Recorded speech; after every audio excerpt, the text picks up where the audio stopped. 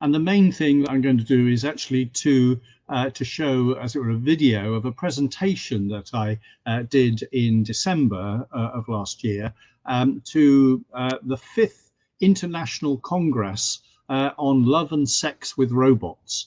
I was invited to be a keynote speaker at this event, which was surprising to me and so on. But basically what had happened is that some people in the robotics and AI field, artificial intelligence field, had come across this book that David mentioned called The Intimate Machine that I'd written way back in the early 1980s. And there was some sort of renewed interest in this book after whatever it is, 30 odd years and so on. And they asked me to do a presentation. And really the theme of my presentation, I suppose, was, I made a prediction all those years ago, and the technology has moved on incredibly since that time. So why are we not in all of our houses now having extra family members? Why aren't we having companion machines? What's stopped that happening? And is that a permanent stoppage, as it were, or is it something that is going to be overcome in the near future, and so on? So that was in a sense, the theme. And obviously the people who I was addressing at this Congress were mostly AI people and technologists and so on, rather than psychologists. But my interest, obviously, is in the psychological aspect of that. And you might well wonder, what's a clinical psychologist doing thinking about potential relationships with robots? And I can tell you how it all started. And it was one of those sort of serendipity things that in the early 1980s, I mean, it was probably 1982 or something, way back, I read two papers, or a paper and an article, in the same week. And the first of these was an article in what was then the leading computer magazine. It was called Personal Computer World, and it was a monthly magazine that had a huge sort of sale. And I read an article which was bringing us up to date. Remember, this is 1982, bringing us up to date with developments in voice synthesis. In other words, machines speaking, and also in machines hearing and understanding, as it were, being able to distinguish words and so on. And basically it was saying, and of course it's incredibly primitive when we look back on it now, when we've got our smart speakers, Alexa and so on, but even in those days it was exciting that machines were able to distinguish yes and no. And you can remember how you probably interacted with online systems now, where you have to say that word very loud and clearly so that it routes you to a live person you can then talk to.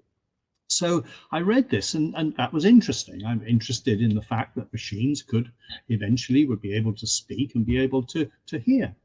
And the other article was completely different. It was in a psychology journal.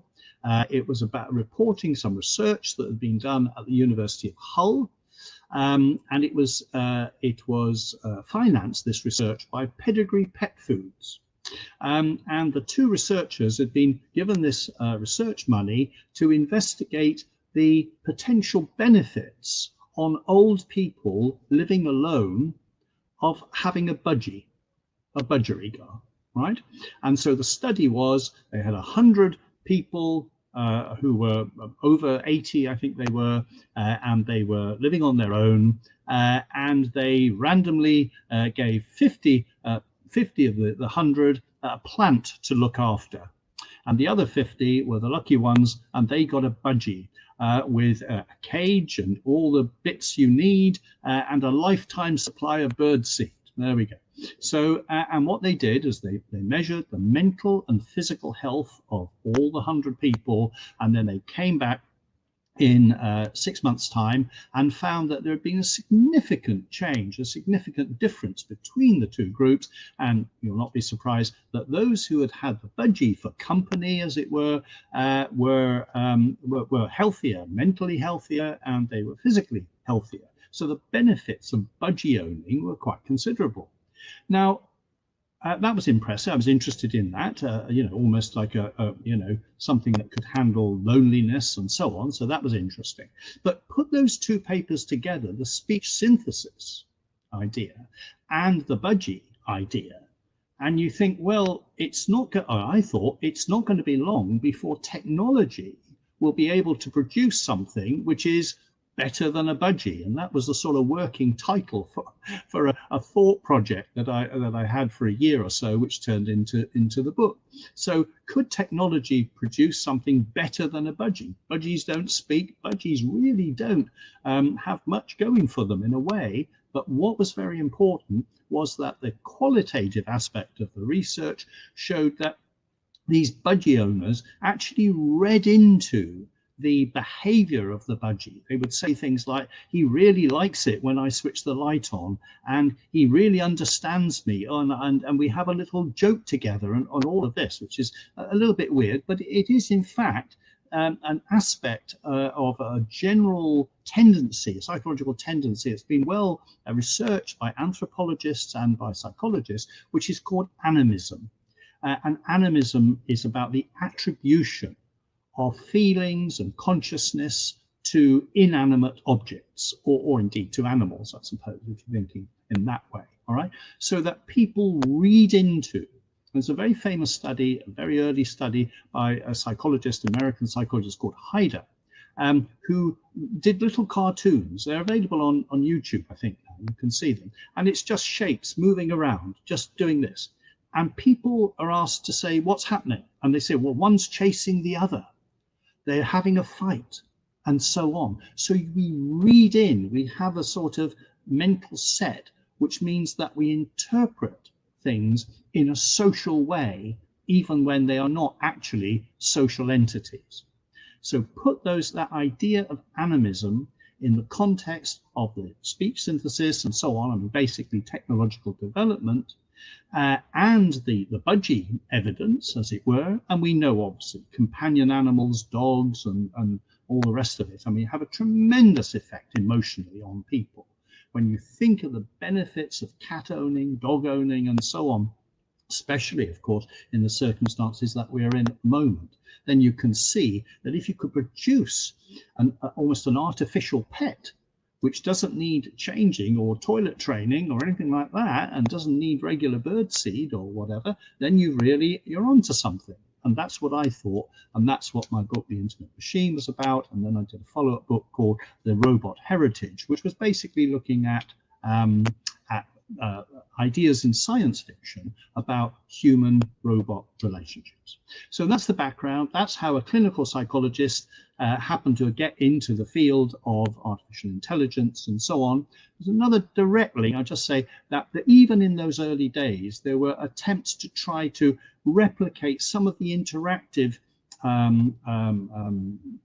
style of certain types of therapists, particularly what are called non-directive therapists, Rogerian therapists, client-centered therapists, who basically respond to a client by reflecting on what they've said. And so there were programs, little programs written in very basic languages, where they would pick up a string of letters that said mother, and if it picked up mother, it would say something like, tell me more about your family.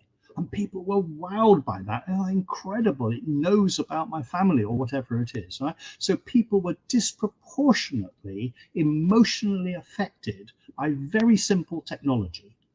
And that obviously meant that we don't need to wait for the perfect AI, Turing test, perfect pseudo-human. We don't need that. People will be wowed and beguiled by something that's a lot simpler.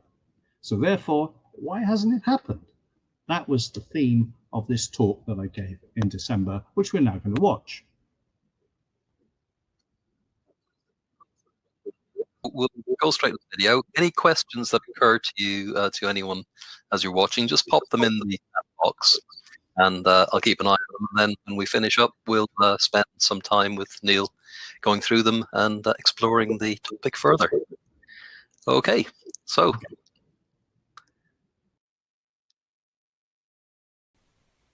Hello, I'm Neil Frude, and I'm a clinical psychologist. I have a particular interest in psychological interventions that can improve people's mental health and well-being. And I believe that the combination of digital technology and positive psychology holds great promise for increasing people's emotional health. Way back in 1983, I wrote a book, The Intimate Machine.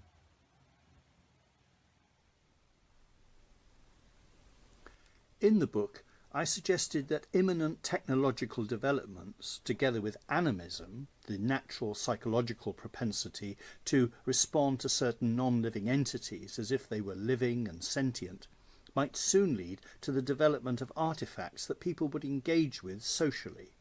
I maintained that before long many people would be forming close social relationships with artificial companion systems, and that many benefits in terms of well-being and quality of life would be gained from such relationships. Well, 37 years on, it's very clear that this hasn't happened. There have, of course, been huge developments in technology, in artificial intelligence and robotics. A high proportion of the population now owns smart TVs and smart speakers. But where are the smart companions? Where are the intimate machines? It wouldn't be too much of an exaggeration to say that they're nowhere to be seen. I really did think that long before now there would be an abundance of artificial companion systems, including playmates and teachers for children and companions and helpers for adults of all ages. So do I now have to raise my hands and admit that I got it completely wrong? Well, the position that I take is that I got it half wrong.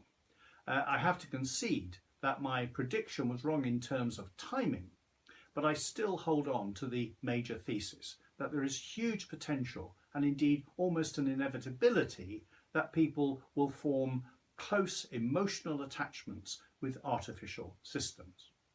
I believe that if we want to understand why we haven't seen the emergence of intimate machines, we need to consider the elements that are necessary for the development of such artifacts, and then to identify what has prevented or at least delayed their emergence.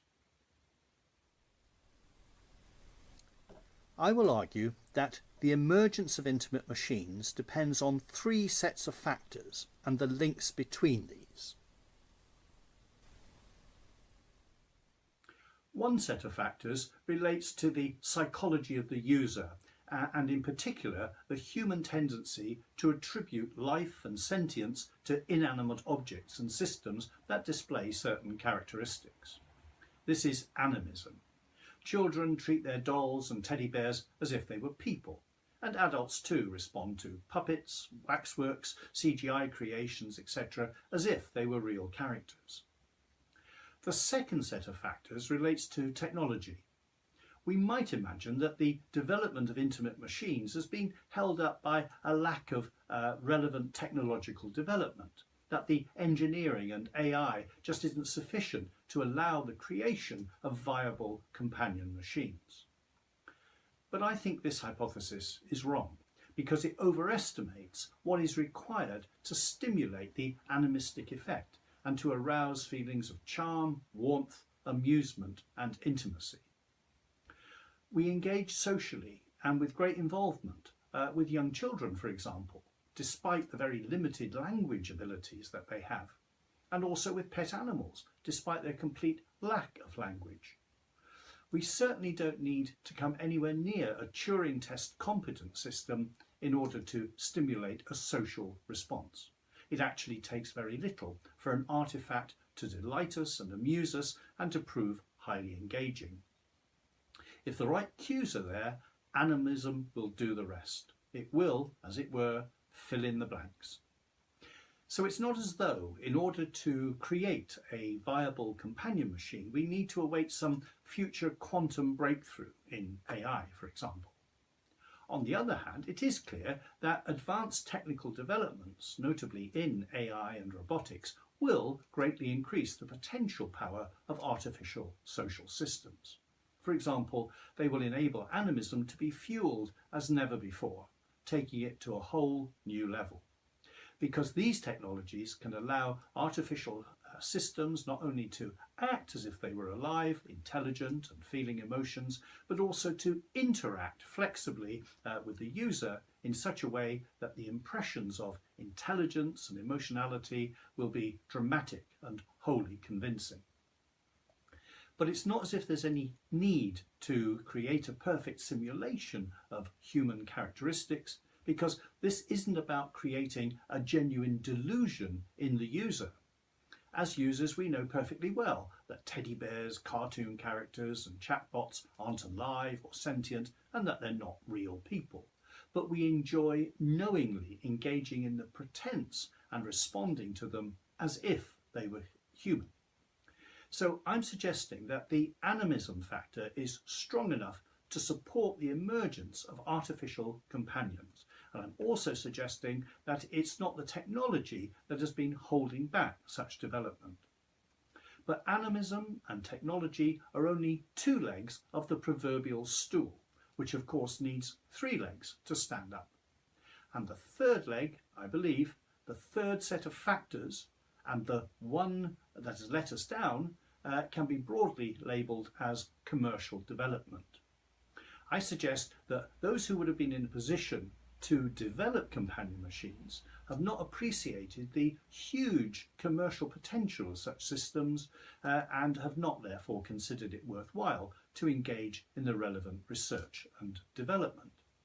That lack of enterprise, I believe, is what is chiefly responsible for the non-emergence so far of products of this nature. I think that this is why the design of an optimal artificial social system informed by the psychology of human relationships has not been so far a focus of serious investment or deliberation. So the enormous potential has not been realised, despite my book, and of course since then books by Sherry Turkle, David Levy and others. The message has not been heard, or perhaps it's not been understood or believed. So how might things change? In 1984 I published a sequel to The Intimate Machine, a book called The Robot Heritage. And in this book I considered various possible routes towards the realisation of intimate machines. I suggested that such machines might not come about by being created on the drawing board, by design as it were, but might instead evolve as a species by a process of what we might call commercial Darwinism. Evolution through variation and selection, the selection of the survival of the fittest, and in this case of course being the fittest in the marketplace. Thus products that don't sell don't survive and soon become extinct, whereas those that are successful do survive, and then they lead on to new products with variations of style and function. Some of these variations are likely to fail in turn, but some are likely to succeed and then lead on to the next step in the evolutionary pathway. We've seen many examples of such marketplace evolution in the technology field in recent decades, for example in smartphones and fitness trackers. So what kind of product might start off as one thing and then evolve into a fully fledged companion machine? In the Robot Heritage, I suggested a number of alternative starting points for such an evolutionary process. The first possibility involves toys. Dolls and cuddly toys especially are deliberately designed to elicit animistic responses, and over the decades, indeed over several centuries, all manner of innovations have been introduced to encourage a strong animistic response and to make dolls appear more alive. Thus we've seen walking dolls, talking dolls, dolls that cry, eat, wee, close their eyes and swim in water. And of course, dolls and cuddly toys are also designed to be cute, comforting and lovable. The aim is essentially to make the child fall in love with the toy.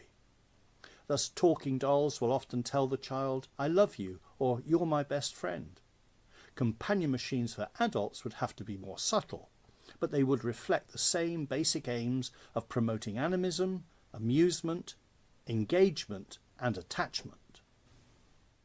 Thus we can see how developments in toys and in dolls in particular, especially those that will incorporate AI, which clearly has a good deal to offer in this area, might well lead to spin-offs and applications far beyond the playroom, and could trigger an evolutionary process that will eventually lead to the advent of companion machines for people of all ages.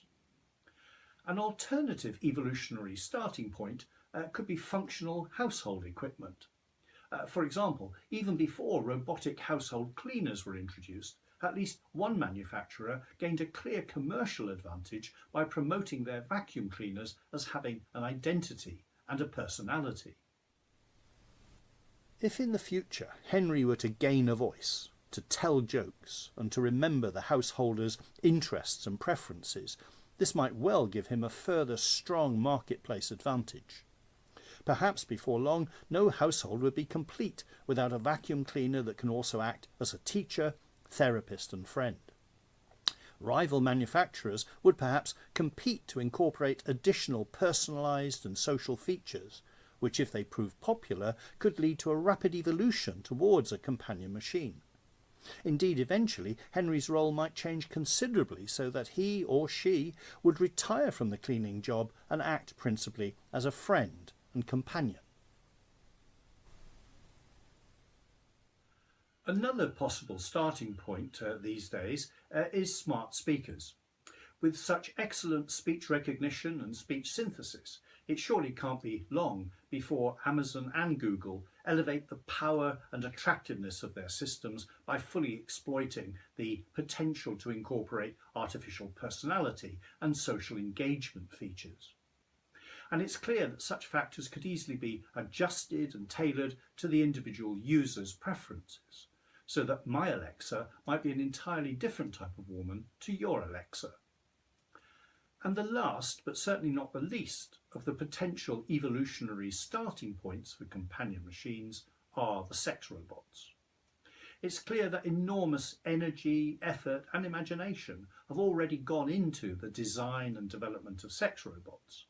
And such a high level of investment is not at all surprising, because the potential commercial returns are huge and obvious. Any new medium is soon exploited for any possible application related to the stimulation and/or the satisfaction of sexual desire. Thus, many forms of technological innovation, including printing, movies, video and battery-driven electric motors, have been exploited for their erotic potential, including in pornography and sex toys. It was inevitable that virtual reality and robots would soon find a similar application. And here we are. The major evolutionary movement in the design of sex aids and sex robots so far has been that of making products look or feel more like the real thing, as a way of enhancing the user's sexual desire and satisfaction. But there are clear indications that some customers want a relationship with their sex robot that includes elements of affiliation and companionship. Thus, they want to regard their sex robot not simply as a device or piece of apparatus, but as a companion. Thus, the popularity and sales of some sex robots may well be increased substantially by adding conversational ability and aspects of sociability, approachability and emotional intelligence that have no direct sexual relevance. If such an evolutionary route were followed, then we might see the use of some robots that were purchased primarily as sex partners slowly transitioning into companion machines. It may even be the case that some sex robots will come with a platonic option. In fact, such a transition would mirror a regular pattern observed in intimate relationships between human partners, which often begin as being highly sexual before transitioning into a relationship based primarily on companionship. So we can see that there are various plausible evolutionary pathways that might lead from an existing product type to an effective companion machine. And one such indirect route may in fact be the most likely path to such a creation.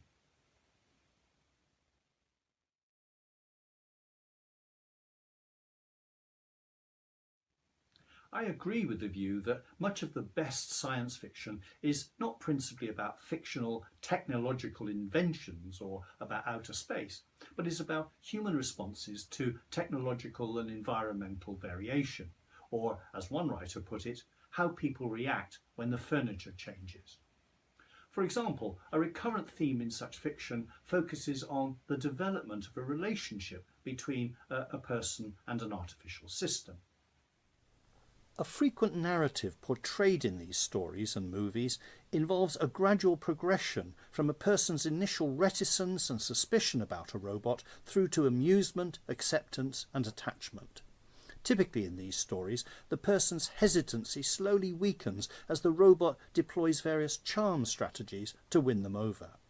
Such imagined scenarios have a clear relevance to future person-machine relationships, and there are certainly lessons to be learned. Science fiction also depicts intelligent artificial systems as playing a variety of different roles in people's lives, including acting as co-workers, servants, advisors, teachers, friends and lovers.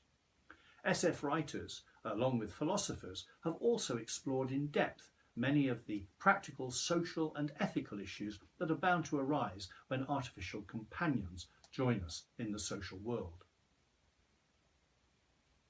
I suggested earlier that the creation of companion machines doesn't depend on any further technological development, but that it does depend on applying certain product design features to the existing technology. What is needed in particular is the application of a particular type of artistry, the art of characterization. The relevant skills are regularly demonstrated by writers who create artificial characters in any form of fiction or drama, and they're particularly evident in the work of those who create animated movies. For almost a century, the animation teams at Disney have been masters of characterization, creating unforgettable characters who stimulate powerful emotional responses in the audience. The advent of computer-generated animations such as those created by Disney and by the Pixar and DreamWorld animation studios, including the Toy Story and Shrek series, have demonstrated just what can be achieved from the fusion of artistry, characterization and advanced technology. Such movies include characters who are interesting, appealing, lovable, charming and beguiling. They have their own personalities, opinions, worries and hopes for the future. We care what happens to them. They can make us laugh or cry, and the outstanding characterization in these movies encourages us to imagine that the creations have a life of their own beyond that of the movie. The most effective companion machines would certainly need solid characterization, and this aspect of the product design will be of prime importance.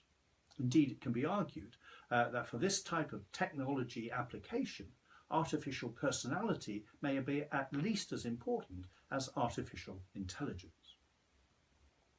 The characterization of a particular companion machine will surely be modifiable so that it can be easily customized to reflect the preferences of the individual user. Thus, adjustments are likely to be possible on such factors as extroversion, introversion, feistiness and sense of humour. But certain aspects will probably come as standard to ensure that the companion is engaging, agreeable and exceptionally appealing. Science fiction stories and movies, of course, have provided us with many memorable robot characters, some of which might act as a template for commercial robots. But the character design for an ideal companion machine might also incorporate the qualities that we know people value in a close friend. These include positivity, patience, good humour, kindness, dependability, honesty and reliability. For maximum appeal, we would also expect a system to effectively simulate caring, emotional support, empathy and loyalty to the user. An effective companion machine could offer enormous humanitarian benefits, including comfort and companionship to many people, increasing their well-being and happiness, reducing the scourge of loneliness and making a huge contribution to the provision of both physical and mental health care. The science of positive psychology has identified many systematic ways of helping people to increase and sustain their levels of well-being. And we know that such increases bring all kinds of additional benefits for people themselves and for those around them. People who have a good understanding of their emotions and know how to manage their feelings, for example, being able to calm themselves when they're feeling angry or anxious, and how to uplift themselves, their mood, when they're feeling down, they are said to have high emotional intelligence, or EQ. And EQ is essentially a skill that can be learned and taught. Artificial companion systems will be in a powerful position to help people towards greater personal insight and increased happiness by drawing both on the psychological knowledge base and on the familiarity with the individual user's personality and interests. Knowing the user's taste in music, film and literature, for example, would enable a companion machine to suggest media items that could stimulate an emotional uplift. A system that's able to recommend activities guaranteed to stimulate feelings of joy and delight could ensure that the user receives a regular supply of emotional vitamins. Such a companion system would also be able to encourage the user to maintain a positive outlook and help them to avoid excessive self-criticism. The expression, "be your own best friend," is an excellent piece of therapeutic advice, because many people are in fact their own worst enemy. And by being a good friend, a companion machine could encourage a user to become their own best friend.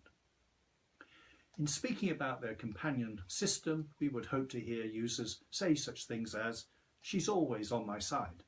He's very good at understanding what I'm feeling. She knows how to calm me down when I'm stressed. And he's very good at cheering me up when I'm feeling down." Such comments would indicate that the system is itself showing virtual emotional intelligence, EQ. And for a companion machine, such a quality could be at least as important as cognitive intelligence, IQ.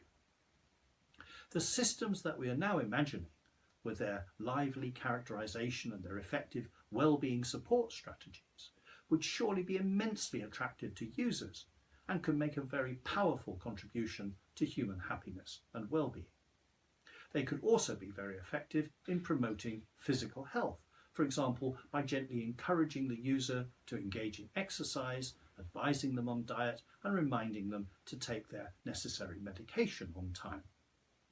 With a comprehensive and up-to-date medical knowledge base, the system would be able to realistically reassure a user who's worried by minor symptoms, while urging them to seek a medical consultation if they were experiencing more serious symptoms. Millions of people worldwide who would benefit from psychological therapy are unable to access it because of the limited availability of services. But intelligent interactive systems could provide a powerful and highly cost-effective way of delivering such help. A high proportion of adults say that they are lonely all or most of the time, and we know that loneliness takes a dreadful toll in terms of physical and mental health. The obvious way to reduce loneliness is to increase social contact with other people. But we know that having a pet as a companion animal can also be highly effective. However, keeping a dog or a cat is not an option for some people, and this raises the possible role of companion machines, which of course needn't be at all metallic or mechanical. Indeed, such devices might prove more effective than animals, principally due to their conversational ability.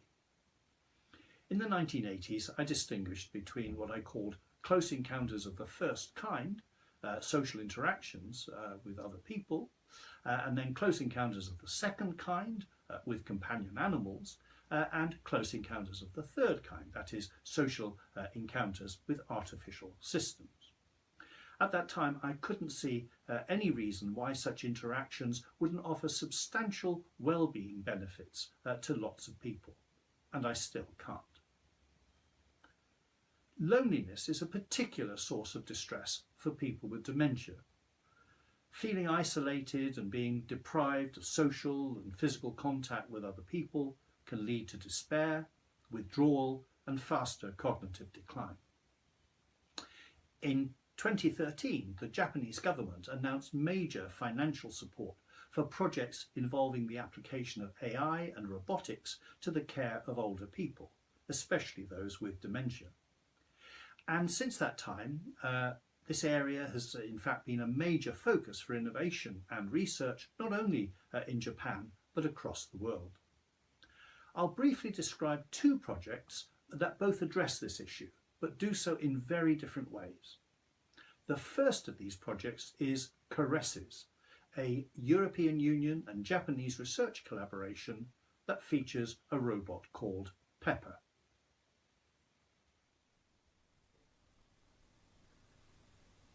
Pepper is made of plastic and metal and is vaguely humanoid in shape. Its advanced AI program draws on a knowledge base that includes culture-specific information, enabling it to converse with people from different cultures. So the focus is on conversation. There's no physical contact between the user and the machine. The second project is based here in Wales, where a design team has created Hugs, soft objects designed to provide physical comfort to people with advanced dementia. A lot of attention has been paid to the physical characteristics, which are based on principles of compassionate design. Thus, weighted arms provide the sensations of giving and receiving a hug with another person. And there's a simulated beating heart that encourages the person to bring the hug close to them. The programmable electronics allows the person's favourite sounds and music to be played. Thus, great attention has been paid to sensory aspects, but hugs have no conversational ability, and there's nothing that would merit the AI label. The early evaluations of these projects suggest that both Pepper and Hugs make a significant positive impact on the well-being and quality of life of people with advanced dementia. We can only imagine the impact of a system that combined the strengths of both of these devices, especially if artificial personality were added as a further element. I now want to think more broadly about certain psychological aspects of technological innovations in the field of consumer robotics and artificial social systems. In 2017, I devised a show that I performed at the Edinburgh Fringe. This comedy routine, called The Future of Desire, focused on how technological developments have attempted to stimulate and satisfy our fundamental biological desires and will continue to do so. I focus particularly on eating by looking at food technology and on sex. As I developed the show, I had some ideas that I think are worth considering, and I want to focus now on one of these. This involves a particular dichotomy, a distinction between two alternative aspirations involved in the creation of tech systems that are designed to stimulate and satisfy human desires. On the one hand, such technology is often created in order to approximate to a natural stimulus. In other words, to simulate the real thing. But on the other hand, technology is sometimes created with the aim of surpassing the power of a natural stimulus to produce something that's better than the real thing. I'm not sure of the best label for this, but I'll refer to it as super real or super reality. Actually, supernatural would be more appropriate in some ways, but that label could give entirely the wrong impression. So the first aim is simulation, what I'm calling approximation, and examples include food flavourings. When fresh strawberries are not an option, then a chemical concoction may serve as a substitute and might be claimed to provide the real taste of strawberries. Here's another example of approximation. When you can't communicate with someone face to face, you might send them a text, or better, an email, or better, phone them, or better, FaceTime them. Each of these steps provides an experience that's progressively closer, more approximate to the real thing. Each step provides what psychologists label increased presence. If you can't go to a live music concert, you could approximate by playing a CD of the same music and making it the experience as close to the real thing as you can, for example, by using very high quality hi-fi. We know that spending time in a green environment, by walking in a forest, for example, is very good for people's well-being and mental health. But recent studies in the area that's become known as virtual nature have demonstrated a significant uplifting effect of exploring nature via virtual reality systems or watching TV nature programs, especially if watching them on a large screen with high definition and surround sound. During the pandemic, we've all become used to approximation. Attending online conferences and webinars provides very good examples. We've come to really appreciate the approximation function of technology. The second alternative goal of technology, designed to stimulate human experiences and desires, is that of creating something that is even better than the real thing.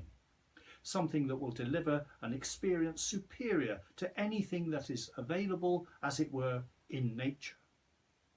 So this is the aim of producing something super real. Thus, it's not difficult to imagine a device that would surpass the skills of a human masseur or masseuse. A robot could be a phenomenal masseur who, according to the feedback you give, would soon learn your preferences and then use exactly the right pressure and massage you in just the right places. And the intrinsic physical limitations of a human masseur would present no restriction. An artificial masseur could have 3 arms, for example, or maybe a dozen. And its incredible sensitivity of touch would mean that it would deliver a truly exceptional massage experience, totally off the scale. There are also some much simpler and much more familiar examples of tech devices that totally outperform any natural means of stimulating particular experiences. For example, it's very clear that in terms of delivering a powerful female sexual climax, vibrators are invariably much better than human partners. Many women insist that a vibrator is not a substitute for a penis or for a man. They say it's a lot better than that. Several systems and devices can deliver both a simulation, an approximation experience, and a super real experience. Thus, with virtual reality systems, some programs simulate activities such as downhill skiing or riding a roller coaster, approximating to real experiences, whereas others go far beyond reality by allowing the user virtually to walk on an imaginary planet, to time travel back to ancient Egypt, or to go deep inside the human body, travelling via the bloodstream. The contrast between the approximation function and the super real function is also relevant in thinking about the nature and purpose of sex robots. Thus, an advertising pitch reflecting the approximation function might be: Samtech is always up for sex and is sure to fulfill your every desire. Samtech will be your perfect partner, just like the real thing. You'll hardly notice the difference. I guess such advertising would be directed mainly at people who don't have a suitable human sex partner available to them. But there's also another possible advertising pitch, reflecting a super reality function. Prepare yourself for the ultimate sexual experience, far surpassing anything you could ever experience naturally, alone or with a partner. Let our advanced technology stimulate sexual experiences beyond your wildest dreams. In this case, the primary target customer wouldn't be someone who lacks a sex partner, but someone who wants to engage in adventurous sexual practices and to experience novel sexual highs. Coming back to companion machines, The primary motivation for creating such devices is to allow the simulation of real interpersonal contact, approximation.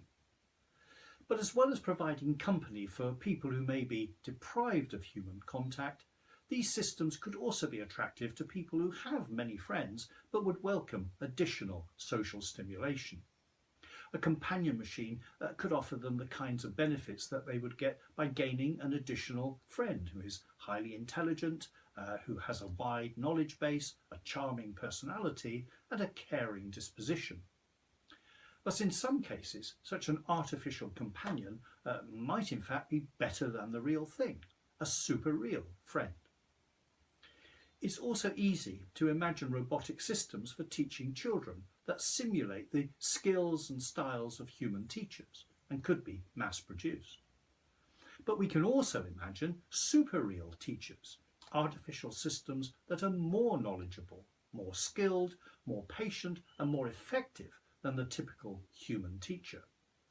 And the same is true with regard to robot physicians, with an encyclopedic knowledge of the latest medical research and the ability to communicate with their patients in a very clear and highly compassionate manner.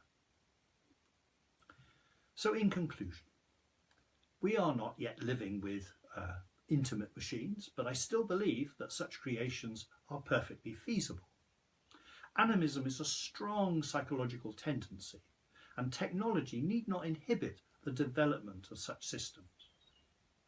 What is needed for the creation of viable companion machines is major investment in product design, motivated by the huge potential for humanitarian benefits and, of course, financial profit.